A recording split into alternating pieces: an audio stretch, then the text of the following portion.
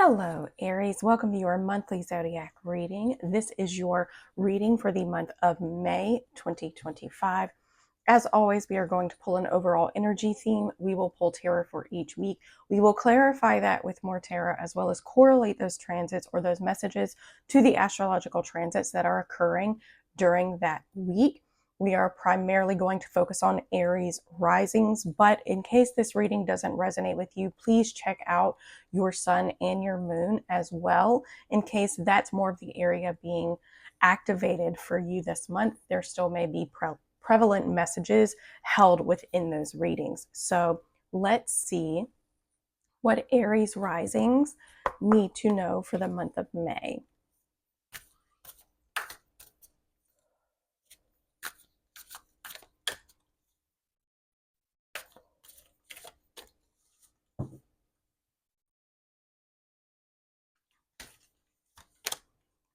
Ninth house, exploration. So the ninth house, primarily ruled by Jupiter. Jupiter is the planet of luck, expansion, growth.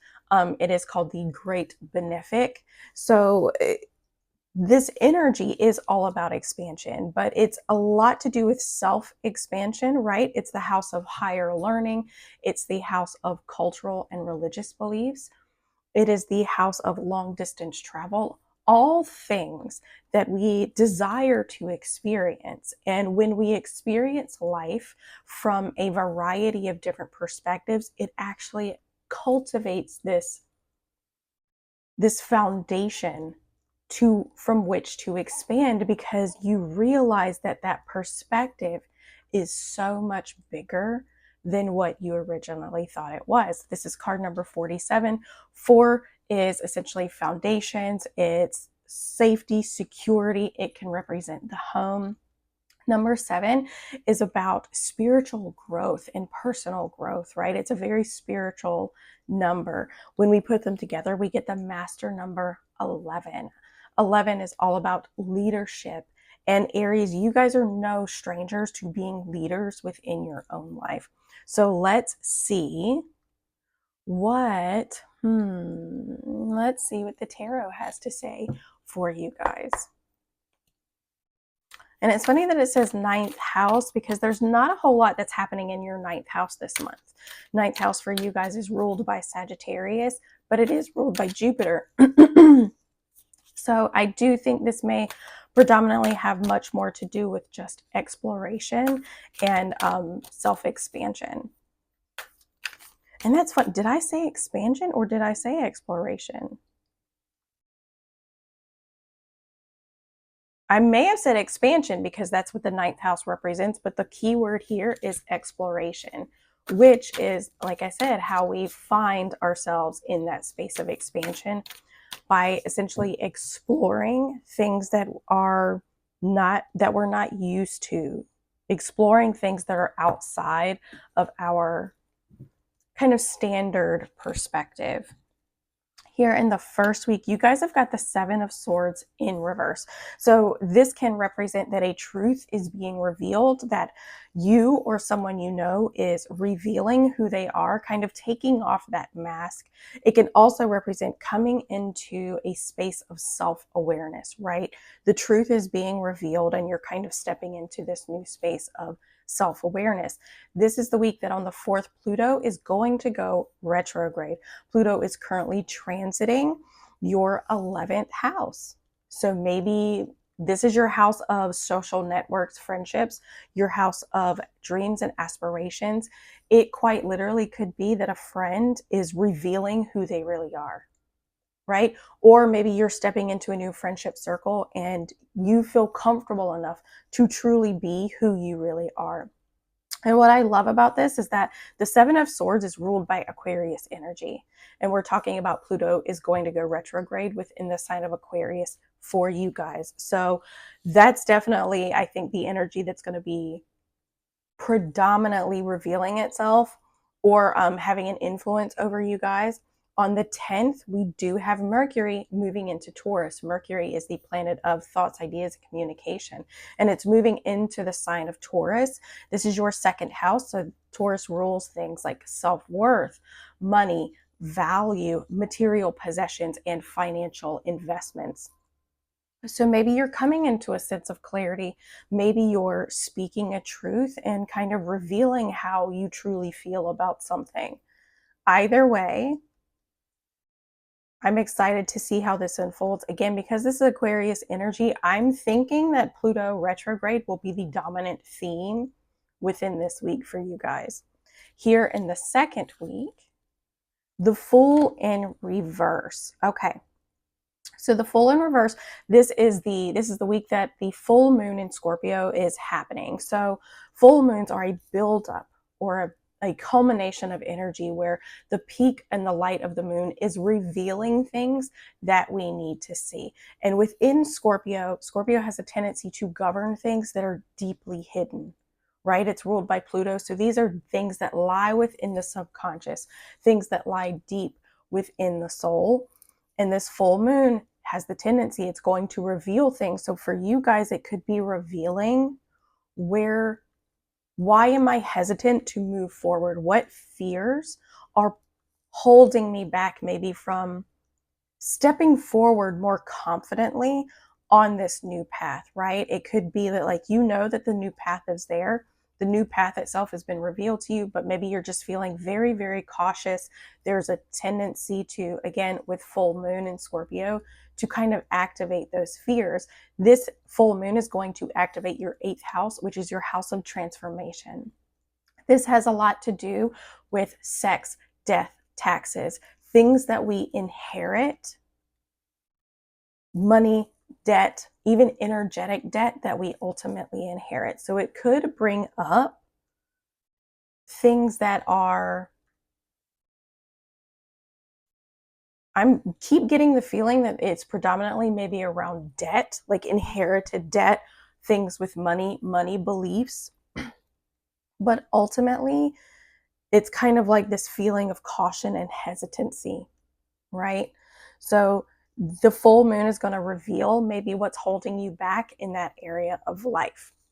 Here in the third week, this is when Gemini season will start. The Hierophant in reverse. The Hierophant in reverse can represent wanting to break away from those cultural and societal norms. Like maybe you're feeling a little boxed in, like this is what society is meant to tell me to do, but I feel boxed in by it. I want to break free. I want to travel or go the unorthodox path. Again, you're meant to explore this month. So here with the full moon in Scorpio, explore your own subconscious, explore those fears that could be holding you back. Here in the third week when Gemini season starts, this is about maybe exploring, pushing those cultural norms, maybe pushing those societal and family expectations of yourself. But this is ultimately kind of doing things in a very unorthodox way. For some of you, this could mean that you're actively choosing to leave an organization. You're actively choosing to step outside the realm of tradition. And you could even be leaving the traditional norms of marriage. Here in the fourth week, we have the Chariot in reverse. I mean, Libra risings got the same thing, which is kind of funny because you and Libra risings are opposing one another, but you both have major arcana within the last 3 weeks. So we've got the Chariot in reverse. This feels like a lot of hesitancy for you guys. I know it's going to be challenging, but I don't think May is the time for you guys to be moving forward. May is the time for you guys to explore where you can expand. Where can I expand from self-knowledge? Where can I expand from pushing the boundary, right? Where's my limit? And then here with Chariot in reverse, this can again represent not really going anywhere, maybe feeling out of control with where you're going.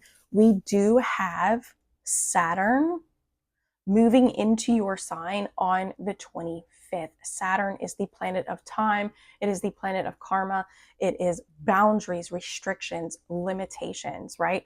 Saturn always reminds me of like a very strict school teacher, that if you're not quite adhering to those boundaries and those limitations, then that teacher's going to, like, if you're not playing by the rules, that teacher's going to slam that ruler down on your desk to get your attention, right? But if you play by the rules, if you adhere to those limitations, then you kind of get rewarded for that behavior as time passes on. So it could be that you guys feel like you can't go anywhere, that there are boundaries and restrictions that are now inhibiting your movement forward. You may know where you want to go, but Saturn may be kind of be like, no, no, no.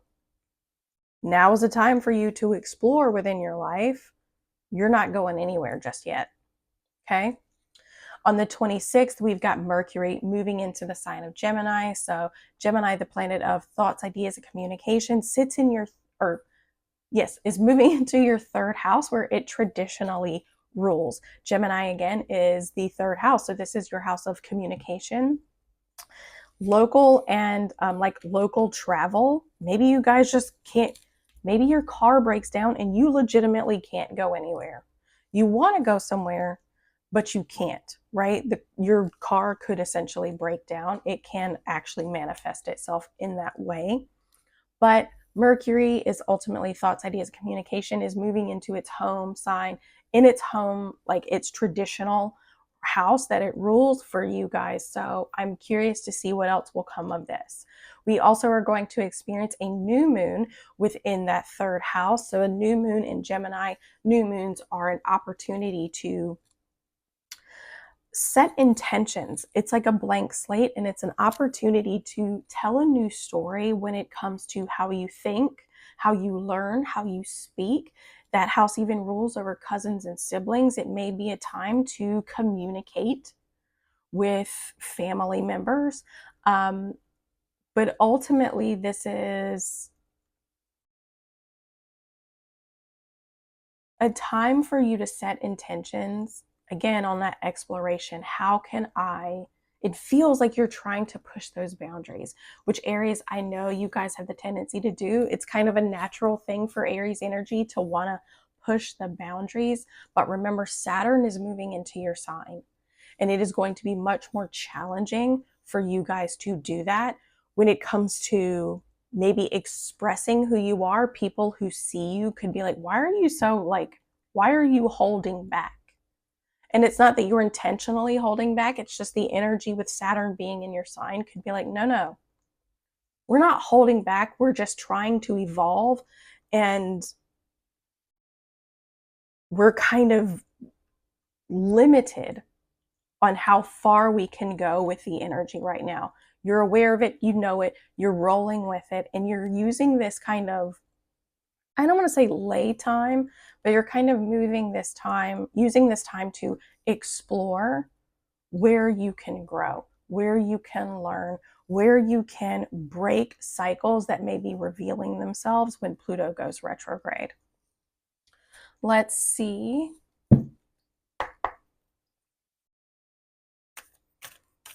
Let's see what clarifying cards have to say.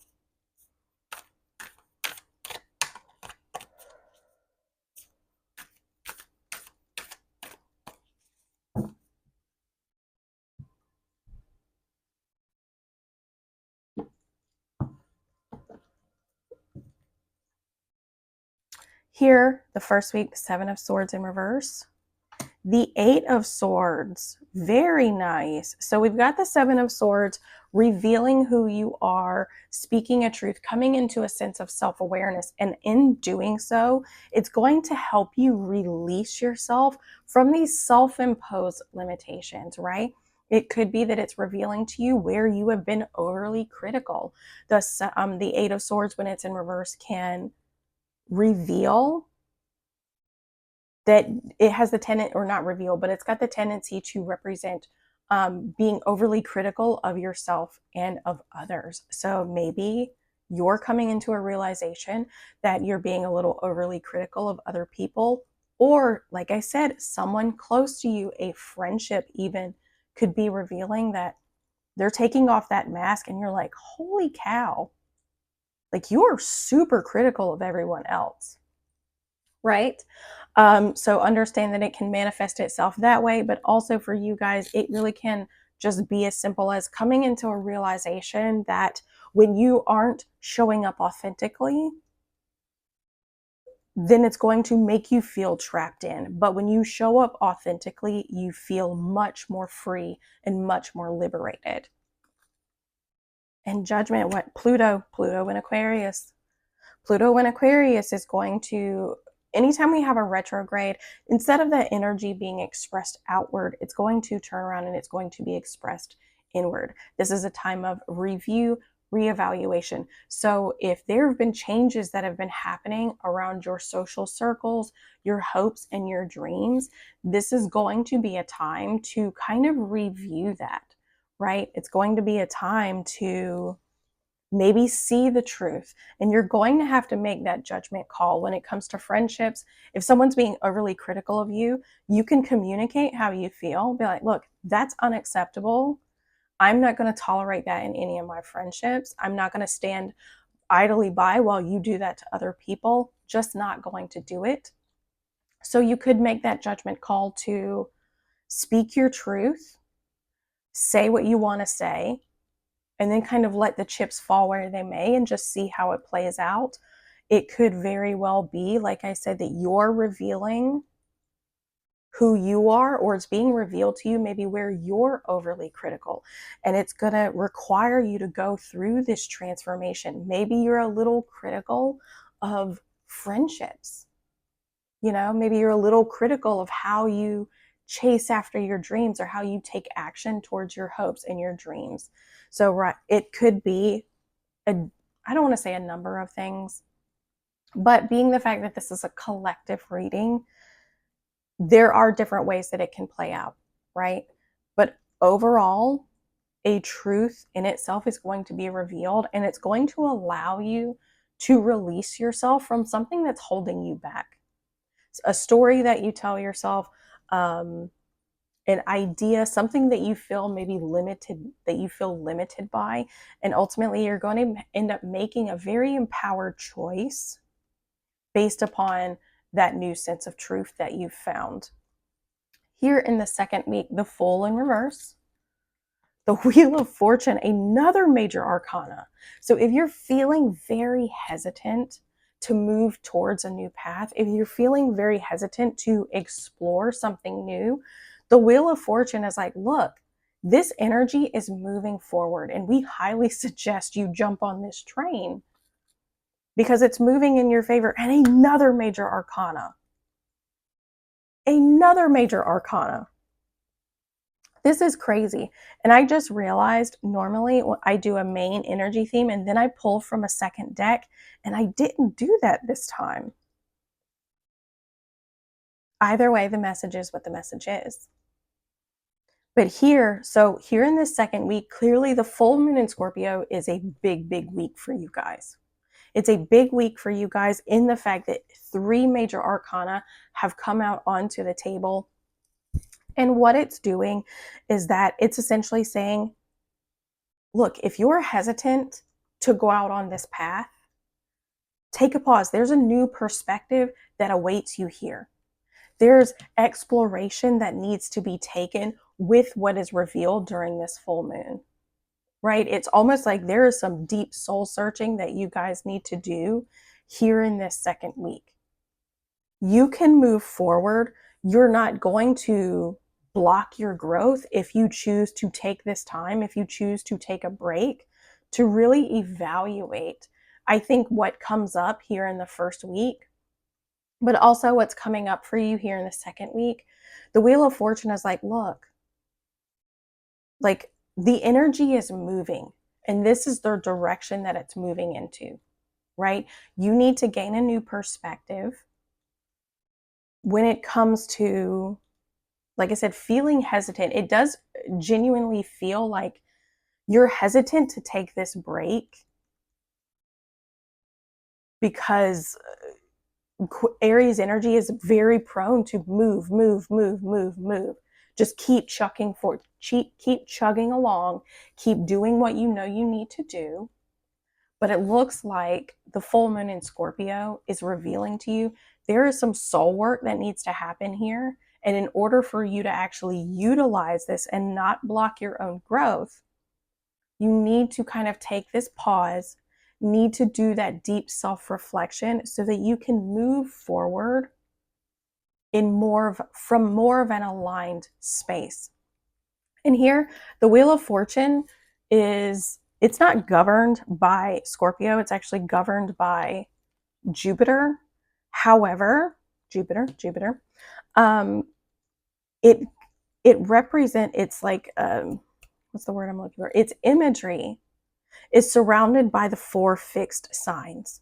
You have Aquarius, Taurus, Leo, and Scorpio. Seeing things from that higher perspective here with the eagle. Seeing things from a different perspective here with the Hanged Man. You're being encouraged by the full moon in Scorpio. And it could be, like I said, Scorpio is the house of transformation, but it's also the house of like inherited debt, things, energy, trauma, generational things that we ultimately inherited from our family, from our family members. So, and like I said, it could be that there's this theme around money. So it could be that you're afraid that if you take this break, then fears are going to come up when it comes to money, right? But this is why you need to do it, so that you can overcome and conquer that fear and gain this new perspective. Here in the 3rd week, the Hierophant in reverse, the 6 of Swords in reverse, going back to thoughts, maybe even memories, just kind of going back to a more turbulent time. Again, this is more Aquarius energy. And the 9 of Pentacles.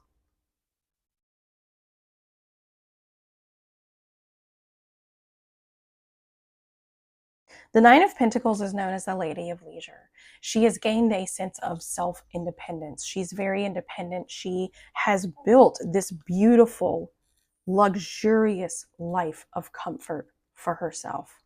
And it's because she took the time to ground her energy, to get really focused on what she wanted. And she's been very diligent about what she is investing her time into.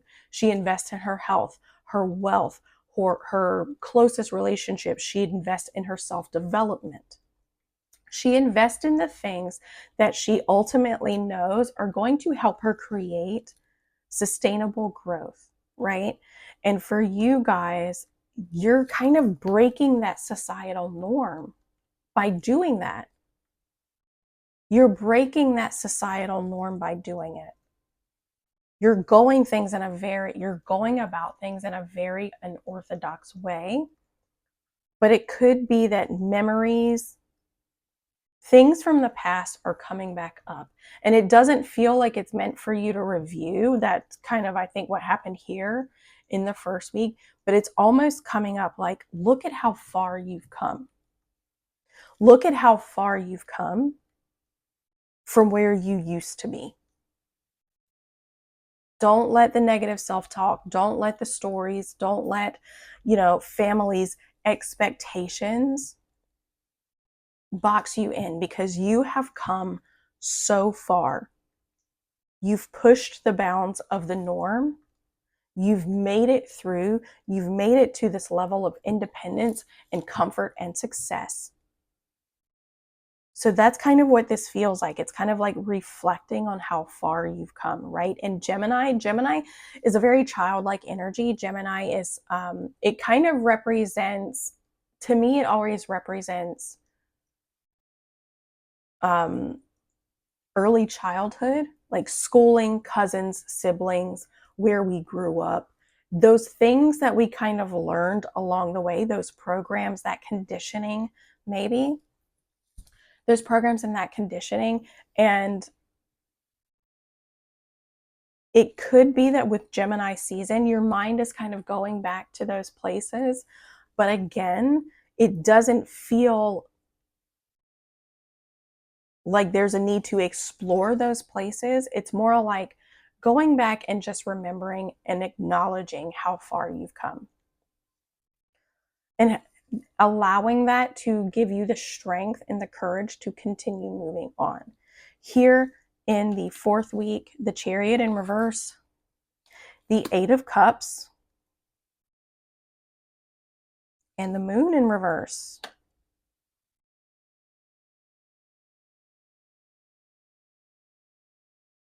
So there's a lot of water that I'm seeing in these cards. There's a lot of water that's coming over you. With Saturn moving into your sign again, you can feel very, very restricted.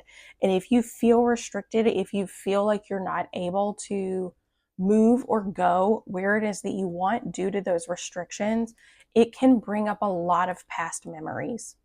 It can bring up a lot of past emotions, right? And the Moon in reverse is saying that there's this fear of the unknown. There's this fear of the unknown, and maybe it's the fear that's preventing you from moving forward. This feels kind of reminiscent of Scorpio energy, because Scorpio is a fixed water sign. They hold on to the emotional past. They do so because they use it as a sense of armor on what to expect in the future. And as a result, it's beautiful because it gives them a sense of protection, but it does prevent them from being very vulnerable. It does prevent them from really moving forward and letting go of things from the past. But here, it looks like it could be that there's a lot of fear that's preventing you guys from moving forward. There's a lot of emotion that's coming up for you here in this 4th week. And it could be preventing you from going anywhere. However, the Moon being here, the Moon being present, listening to your intuition, listening to your dreams, doing a lot of emotional regulation here can really help. It may not help you move forward, but what it can do is that it can take that vibrational level and it can kind of elevate it. It can kind of neutralize it, right? If you acknowledge what's coming up, acknowledge where you are, acknowledge the fear, it can kind of, like I said, neutralize that sense of, it feels like there's a lack of control. You have no control over where you're going. And that's bringing up a lot of fear. It's bringing up a lot of worry. But if you can listen to your intuition, no, there are going to be certain things that you can't control. There are going to be certain things that you can't control, but there are going to be things that you can control, right? Which is what the Lady of Leisure reminds us of. There are things that I can control: my nutrition. I can control my water intake. I can control whether or not I move my body. I can control the books that I read and the media that I ultimately feed my body, my mind, and my heart and my soul with. I can control how I speak to people. I can control my emotions by focusing on breath work and meditation. The Lady of Leisure reminds us that there are some things that we do actually have control over.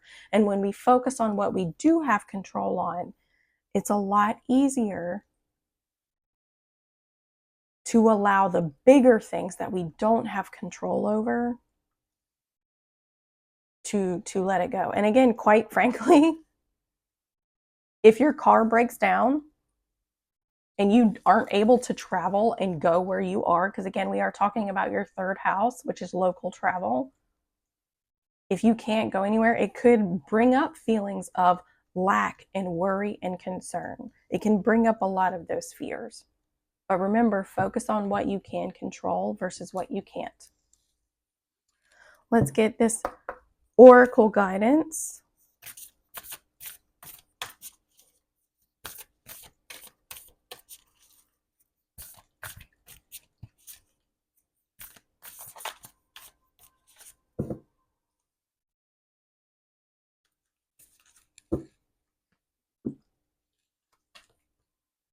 Emotions are running high. Again, like this being your Aquarius house, you may be having to reevaluate some of your close friendships, some of your social circles, right?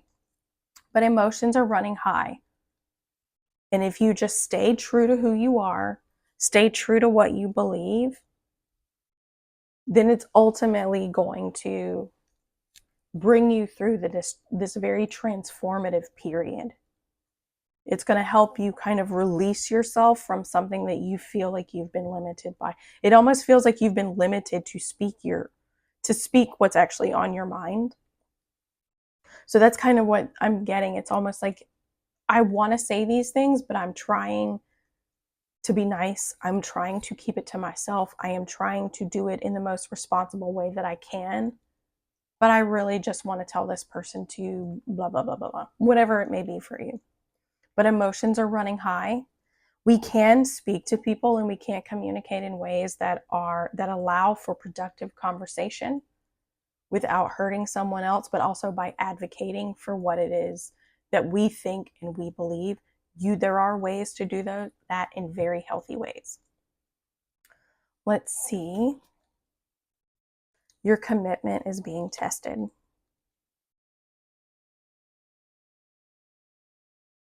And with Saturn moving into Aries, it means that in these first few weeks, it's going to hit the 29th degree of Pisces. 29th degrees are considered anaretic degrees. They're considered critical degrees. These are the degrees that kind of initiate change.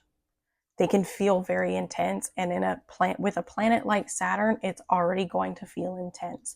And in a sign like Pisces, which is your 12th house, your house of the subconscious, your house of fears, and your house of endings, this can feel like a very, I don't want to say it feels like a panic attack, but that's kind of the image that I'm getting. It just feels like nails on a chalkboard, like gripping, looking for something, anything to hang on to, anything that feels normal and that allows you to feel like you are in control.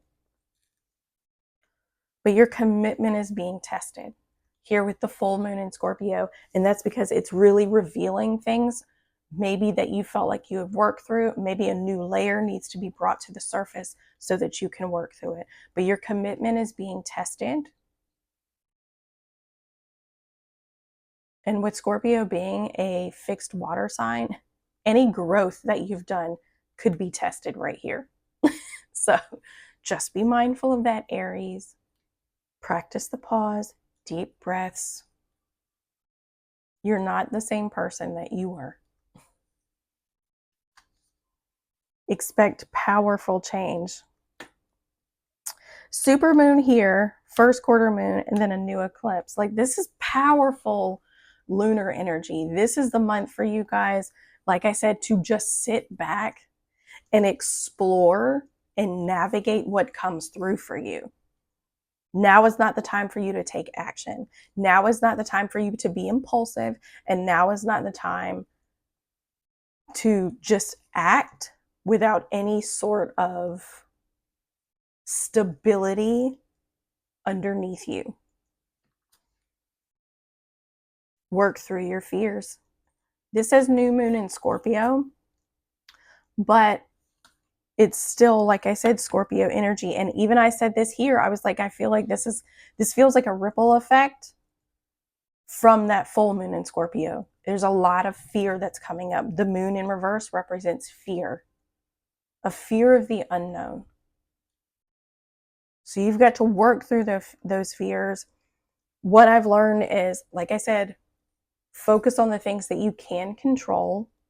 Breath work, journaling, things like meditation, whether that is active meditation or stillness meditation where you're sitting still.